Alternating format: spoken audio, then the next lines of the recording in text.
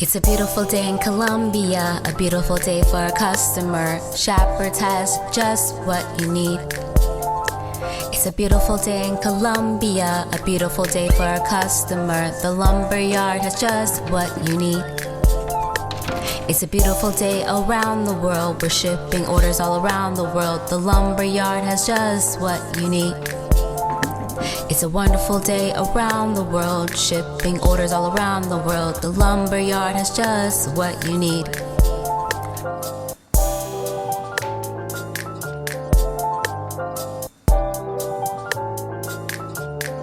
We've always wanted to have a customer just like you. Greetings, neighbor, valued customer. Let's go out to the shop and see what's going on out there today.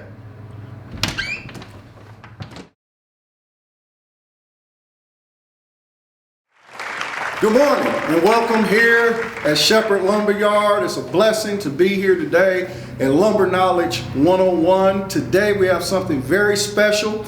I've got a couple of local contractors that I've seen their work, and they're awesome. Not only are they dependable, but they're very knowledgeable. And the first one that I have today is Jerry Smith from G&L Construction. And the purpose of this particular show, class, Lumber Knowledge 101, is to empower you, the customer, because a lot of you out there are trying to decide, should I remodel, should I build a new house, and things as far as prices, materials are just going crazy at this time. So I want you to get first-hand knowledge from somebody that's on the front lines that could educate you, further educate you, empower you in making the correct business or purchasing or building decision. So Jerry has tons of knowledge, tons of experience, and I just want to ask you a few questions. First of all, how long have you been in the building industry? I started out in 1973. 1973. I started out doing roofing. I went into carpentry. I went into electrical. I went into plumbing. I tried to do a little bit of every trade to work my way up to be a superintendent, which I became a full-fledged superintendent by 1979. Awesome, awesome. So as you can see, he has a well-rounded education, hands-on, not just from the book, but I'm pretty sure he has the calluses to prove it as well of the work that he's actually done in the field. So one of the things that I want you to get your opinion on, what trends do you see in the remodeling market? Someone that has been living in their home, made an investment in it for a period of time, and they're looking to remodel. What type of trends do you see? The biggest trend I see, Terrance, first of all, thanks for having me here today. The biggest trend I'm seeing right now is people middle-aged do not want to move out of their house. They found one to be comfortable, and they found that it's easier, cheaper to do a little remodel to change the appearance of their house than it is to go build a new one wherever they would end up in a subdivision that's HOA. Most people don't like HOA if they're our age or middle age. They want to remodel and do it right. Great. So what you should glean from that, and what I'm picking up is best to invest in what you already have. Correct. It's best to invest. Another thing, a question that I have is, for new construction, is building bigger always better? One of the things that I've seen in my 25 plus years in the industry as well is that and as a society, we're always wanting to go bigger. Is bigger always better when you're building a house? That so much depends on the opinion of the person that's building. Personally, I think bigger is not better. If that person is building a $500,000 home plus, in that case, if they're entertaining a lot of stuff, bigger is better. But for the average, normal working man, you don't need any more than 2,500 square feet. And I think that's because most of our time is spent at the job or outside of the house. Right. So those are some of the things that you may want to include in your planning. If you're entertaining, if you have family over a lot of times, you may want to go bigger. But if you're like me, that's hardly at home, I need to go a little bit smaller. We downsized ourselves personally from a 4,500 square foot house to 2,010 square feet, and we're very comfortable. Amen. So that's something to look at, something that make your pocketbook smile a whole lot more when you're talking about maybe downsizing or just trying to cut a little bit. Also, our footprint will be a whole lot smaller if we're talking about the green movement and things of that nature. What is our footprint, our carbon footprint when we're talking about building? Talking about bigger, most of the time when you talk about bigger product, you're talking 2-story homes with maybe a bonus room on the 3rd floor. If you build that when you're a younger couple or in your 30s and 40s, by the time you get 50 and 60, you can't get up and down that area anymore. So you'll see a lot of people remodeling ranch homes. Because you get older, you can't get up and down stairs anymore. So you go to a ranch that's comfortable for you. My wife told me, actually she threatened me and said she don't want any more stairs in this in our next house. So I'm gonna grant her that request. And we're not gonna have any more stairs. We've always had 2-story or more with cellars, with basements. This time we just built a 1-story, 4 foot off the ground house. Right. That's it. And I think that as you get older, you appreciate 1 or 2 steps going in the house. Pretty soon I'm going to need a ramp. What things do you do to make your work stand out, you personally?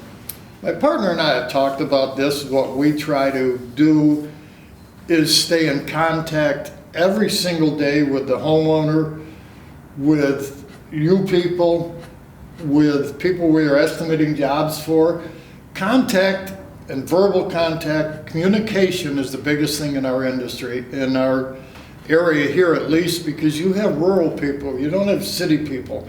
They want to get to know you personally. Right. If you don't know that customer and you don't work to their plans and coordinate with them to get the plan they want, then there's no sense doing it. Right. One of the things that I've learned over the years is that communication is the key, and follow-up. Oh. A customer does, if you're in the middle of a job or you're getting ready to do a job, they know things are going to take place that may go in a different direction, but as long as they're informed and you're calling them and updating them of what's going on, that will build a strong relationship between you and the customer. Perfect example of that is I ordered some windows from you months ago. They came in, we installed them.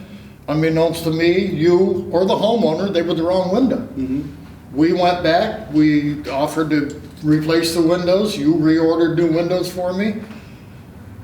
I'm going to take a loss on it, but we build a customer base, and she has spread the word to other people that we do good work, we live up to what we say, and we got more work out of that. And a good word goes a long way. Communication between friends, if I do a good job for you, you're going to tell somebody else. Absolutely. Word of mouth is the best advertising we get. Absolutely, absolutely. And that's the same thing that we deal with. I've got relationships throughout the community for decades, and most of the business that comes in here is based upon the relationships, not only myself, but my team has built over the years, and they know us. Yeah. And so that actually, again, I can't overexpress that enough about having a good word when your name comes up. How many times during the week do you get calls from people like me, or do you call people like me and just say, Jerry, your windows are in, see you tomorrow? Right. That communication there is,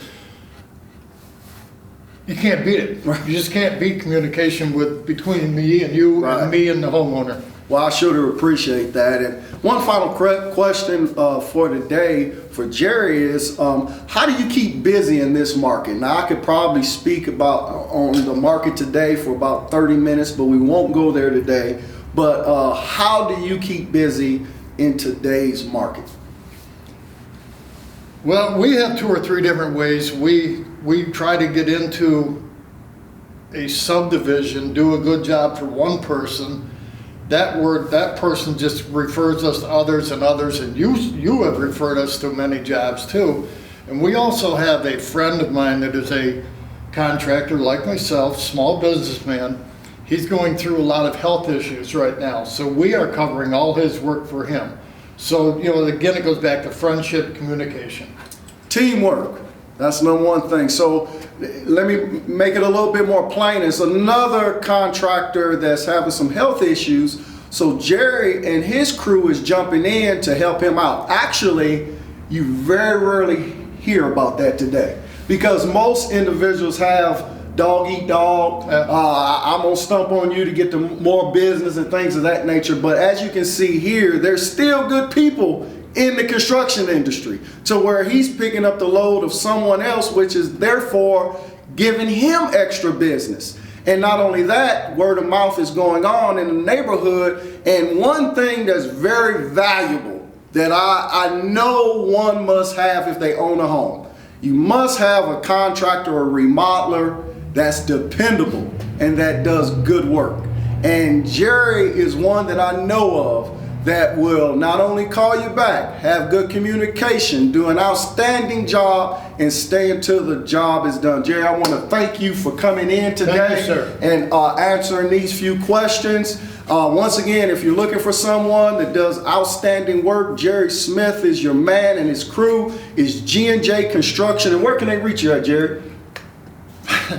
My phone number, 678-266-7534, or just let Terrance know. Terrance knows how to get a hold of me faster than anybody else. I sure do appreciate it. Once again, thank you very much. Sir.